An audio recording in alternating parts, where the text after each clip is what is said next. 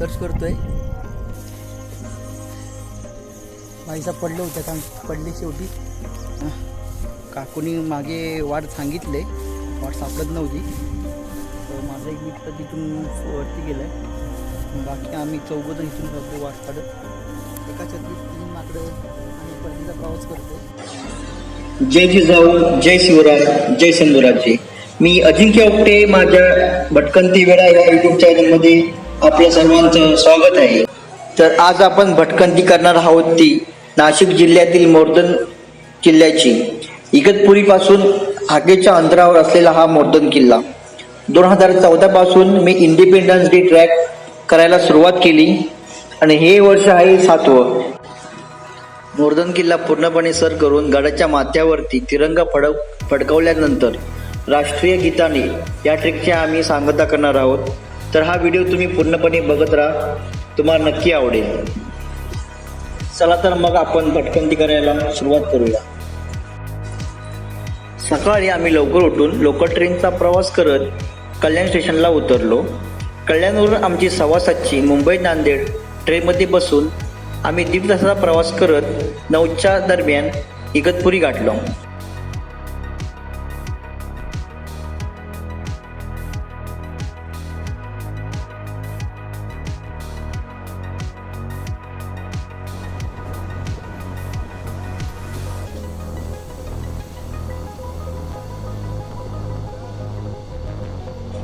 इगतपुरीपासून आम्ही एस.टी. स्टँडला निघालो. तर एस.टी. स्टँडमधून एस.टी. आधीच रवाना झाली होती. मग आम्ही शेअर रिक्षा करत गोटीगावापर्यंत येऊन पोचलो.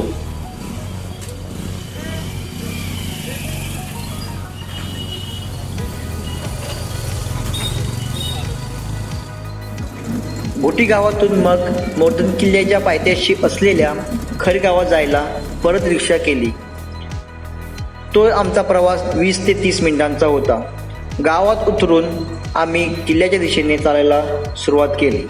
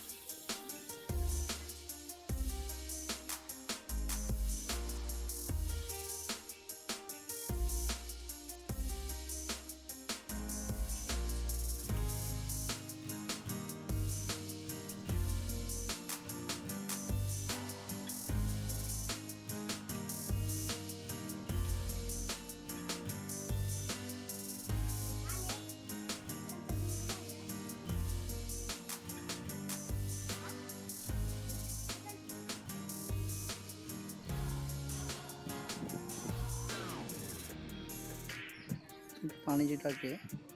पाण्याच्या टाकीवरून सरळ जायचं आहे टेप मारून. ओके, पूर्ण खैरगावाचे घर आहे.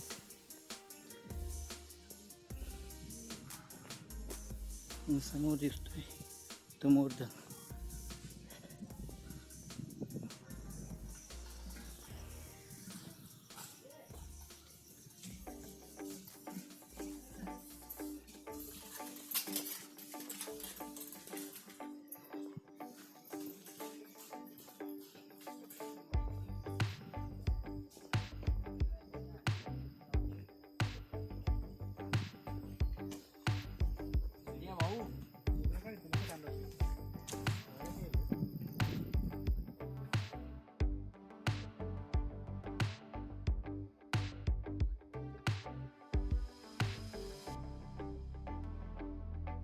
आपण आता जस्ट खैरगावातून चालायला सुरुवात केली. मागे दिसतोय तो मोर्धन आहे एक्झॅक्ट. तिच्या मागे थोडंसं टोपीसारखा एक आकारा दिसतो. तो सध्या आता लपलेला आहे.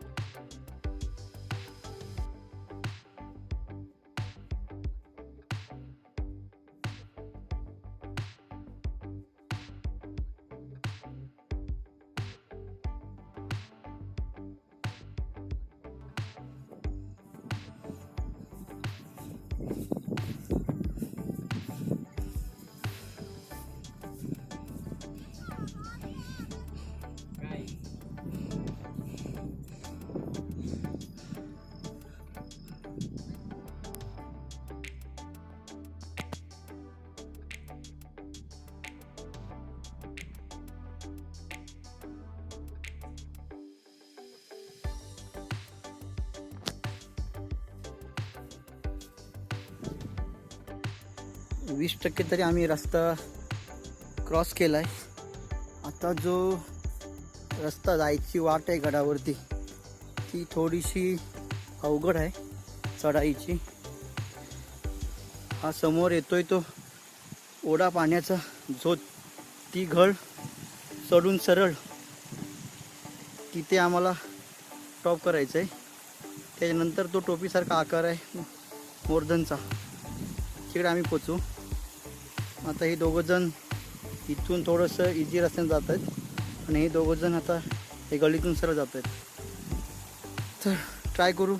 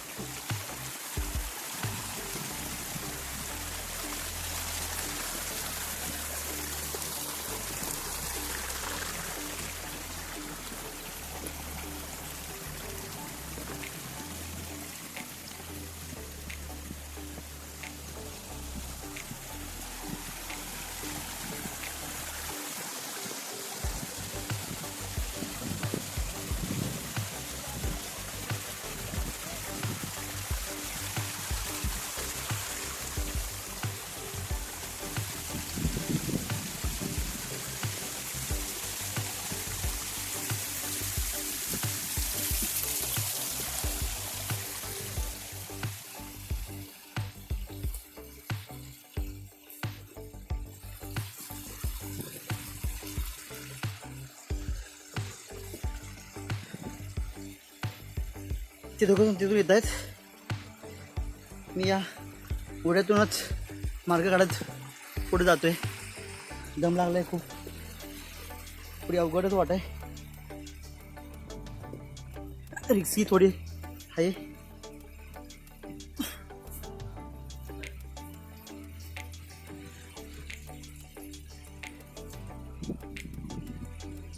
हा सुंदर थोडासा नजारा दिसतोय आपल्याला. अजून पुढे चालायचं.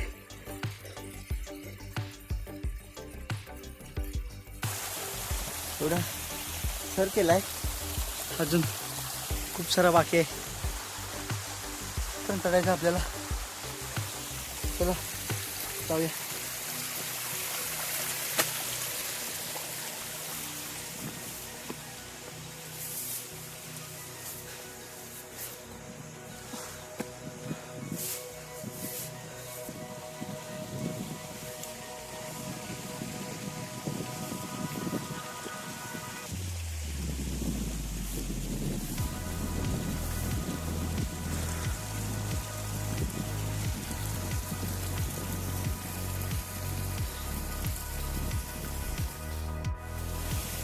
गल्लीचा अर्धा रस्ता आम्ही पार केला आहे. खूप धमाल झालं आहे.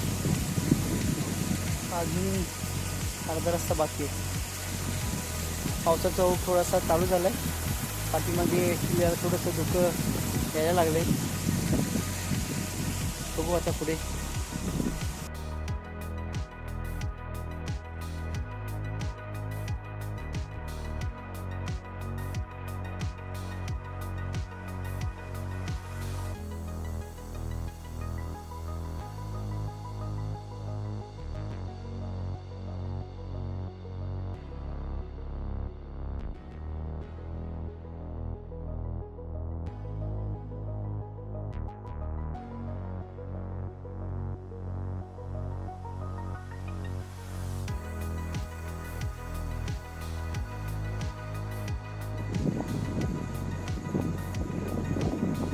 ते खैर गाव आहे. तिथून आम्ही असं ह्या मार्गे ह्या गळीतून वर चालत आलो आहे. तुम्हाला गळीतून येत नसेल तर हे तिथून पायवाट आहे सरळ गडी यायला. तिथून पायवाट्यावरती सरळ यायला. गळीतून हा थोडासा धाडशी मार्ग बोलू शकतो. पावसाळ्यात पाय घसरण्याची शक्यता आहे. अर्धी गळ पार केले. हा माझा मित्र एक वरती पोचला तिथे. बाकीचे चालत आहेत. अमोल धुके यायला लागले, सुरुवात झाली. पावसाचा जोर पण वाढतोय. माझे सहकारी चालत आहेत.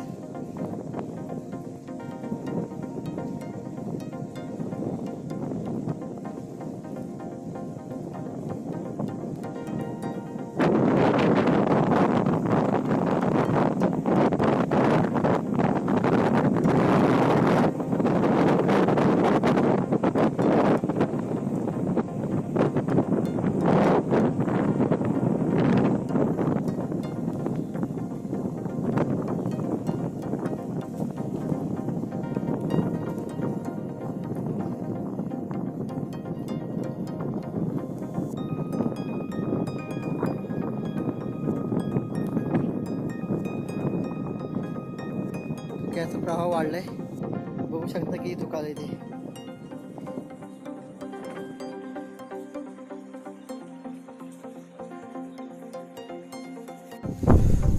किल्ल्याचा अर्धा टप्पा पार केलाय, किल्ल्याच्या माचीपर्यंत येऊन पोचलोय. बघाल तर पूर्ण धुकं लागलं किल्ल्याला, सर्वीकडे पांढरं शुभ्र.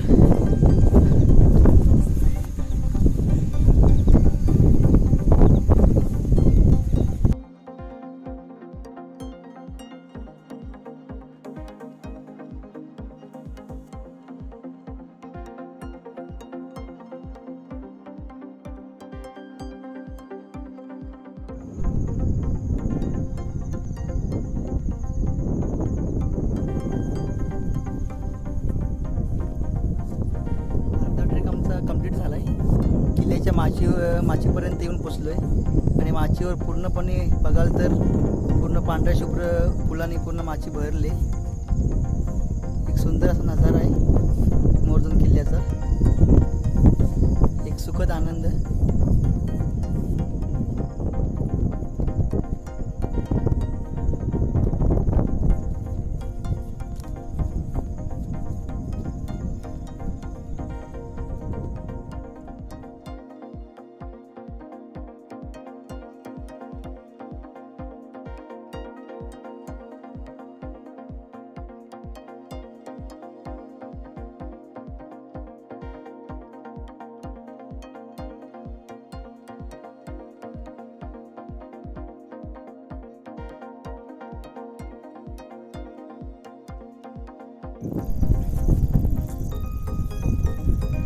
पहाटे धुक्यात हरवलेला मोरधन किल्ला माचीवर आलेलो आहे. वाट सापडत नाही, सर्च करतोय, पुढे बघू आता. इथे आल्यावर थोडंसं रस्ता चुकलोय, नक्की डाव्या साईडला जायचं की उजव्या साईडला कळत नव्हतं. माझ्या मित्राने अमोलने थोडंसं गुगल सर्च करून रस्ता बघितला आहे. त्या सांगितल्याप्रमाणे डोंगर उजव्या साईडलाच ठेवून जाऊन सरळ वाट पकडून त्या साईडने रस्ता आहे. आता बघूया पुढे कुठपर्यंत रस्ता बरोबर आहे की नाही.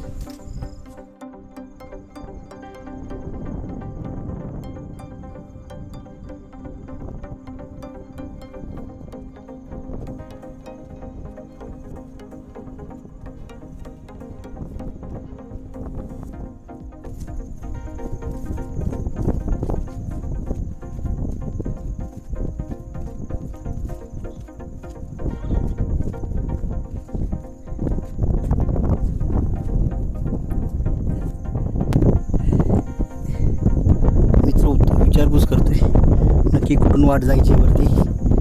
थोडंसं अडचणीत सापडलोच आम्ही, वाट सापडत नाही.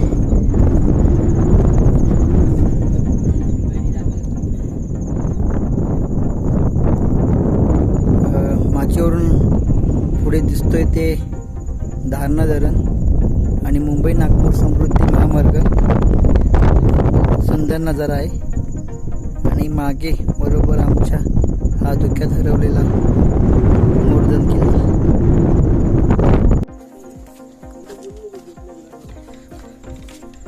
गुगल सर्च केल्याप्रमाणे आम्ही मोरधन किल्ल्याला उजव्या साईडला ठेवून चालतोय. पुढे वाट तर दाखवते, बघू आता पुढपर्यंत. पाठीमागे एकाला इन्क्वायरी पण केली आम्ही, त्याने पण ते सांगितलंय खूप फिरून जावं लागणार आहे वाटतं, काय आयडिया नाही. किल्ल्याच्या मागच्या साईडने आलो आम्ही. पिंपलेश्वर गाव तिथून जवळ आहे ते, तो रस्ता आम्ही आता फॉलो करतोय.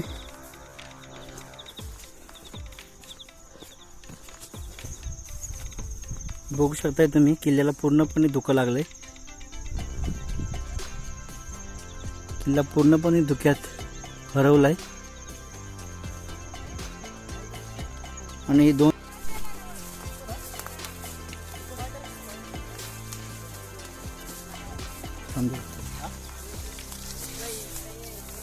काकू वरती जाऊन वाट सरळ आहे का जायला?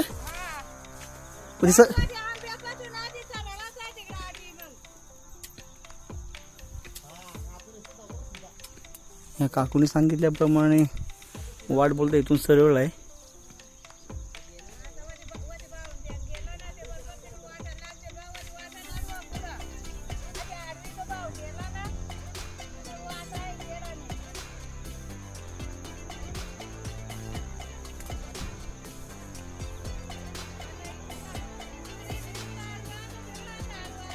हे आडवं फिरायचं रे सागर, असं जायचं असं वाटतं.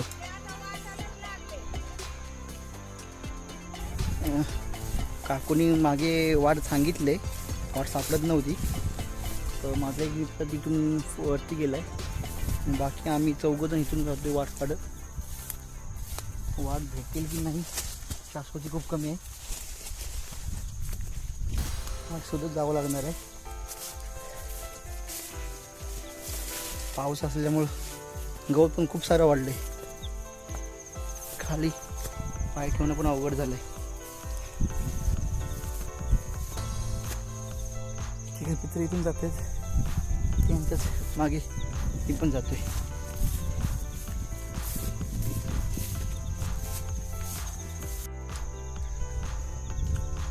काकूने सांगितलंय या आंब्यापासून सरळ वाट आहे. बघू आता, शेवटला मीच थांबलोय.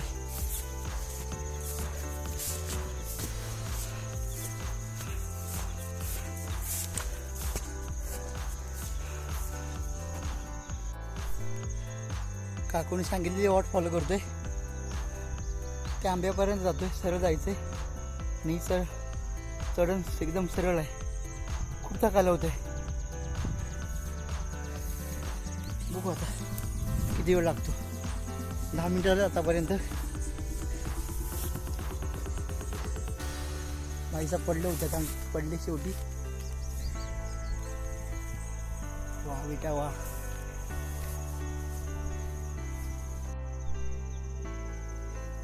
काकूने सांगितल्याप्रमाणे आम्ही सरळ डोंगर चढत इथपर्यंत आलोय. पाय पण खूप घसरत होते, एकदा पडलो पण. आणि फायनली आम्हाला जी हवी ती वाट मिळाली आहे. त्यासाठी खूप कष्ट करावे लागलेत, प्रमाणाच्या बाहेर. आणि खूप एनर्जी पण घालावी लागली. आणि ती वाट ही आहे. आता ही कुठून आली काय आयडिया नाही. आता हीच वाट आम्ही पुढे फॉलोअप घेत गडाच्या माथ्यावर जाणार आहे. खूप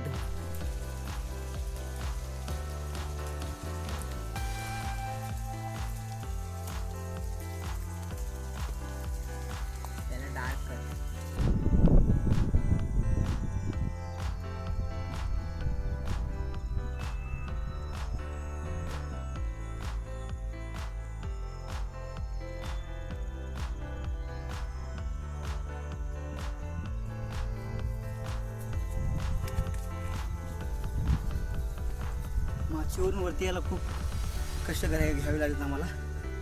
खूप वेळा पडलो आणि घसरलोय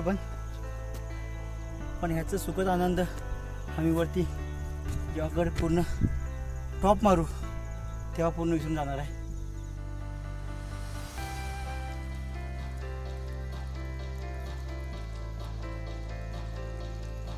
तर अशा प्रकारे आम्ही मोरधन किल्ल्याच्या माथ्यावर पोचलोय. इथे पूर्णपणे धुकं पसरलेलं आहे. नजारा काही बघायला मिळत नाही आहे. पण एक आनंद, अजून एक किल्ला आयुष्यात सर केलेला. गडावर बघण्यासाठी म्हणजे एकमेव पाण्याचं टाक आहे. बाकी बांधकाम वगैरे एवढं कुठे दिसण्यात येत नाही. आता थोडीशी पेटपूजा, आराम, आणि मग परतीचा प्रवास. हे माझे 2 बेस्ट फ्रेंड दैवत बघ इकडे, आणि हा संजय. कुठं आम्ही 5 जण आलो होतो. आणि आम्हाला आपला ट्रेकिंगचा मित्र सागर आणि हा ट्रेकिंगचा सर्व आमच्या मुक्त भटकंती कट्टेचा अध्यक्ष अमोल. खूप आनंद आहे.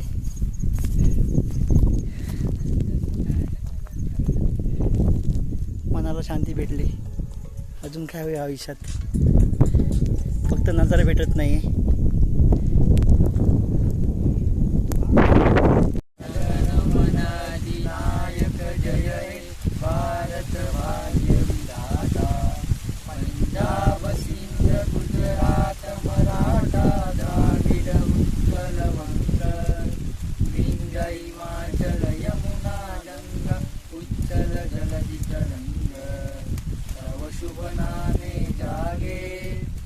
शुभ आशीष मागे गाये तव जय गाथा जनगण मंगलदायक जय हे भारत भाग्य विधाता जय हे जय हे जय हे जय जय जय जय हे भारत माता की जय वंदे मातरम.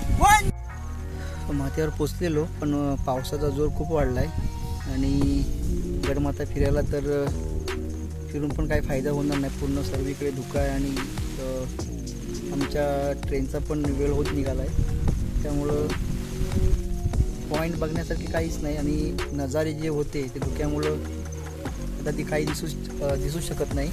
त्याच्यामुळं आता आम्ही परतीचा प्रवास करतोय. मातीवरून पाय एवढे स्लिप होत आहेत की प्रत्येक पाऊल आम्हाला जपून टाकावं लागतंय.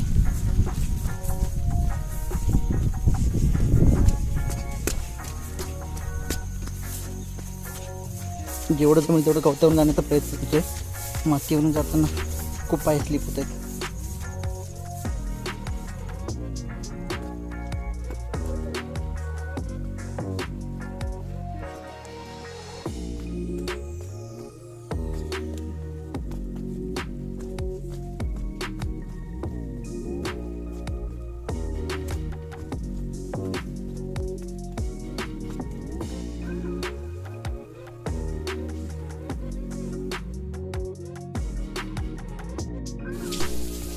ट्रेक संपून आम्ही खाली आलोय. गावामध्ये एक मंदिर आहे इथे आणि इथे आईने दिलेली शिदोरीचा आम्ही आता आस्वाद घेणार आहे. सर्व भुकेलेले आहेत लोक.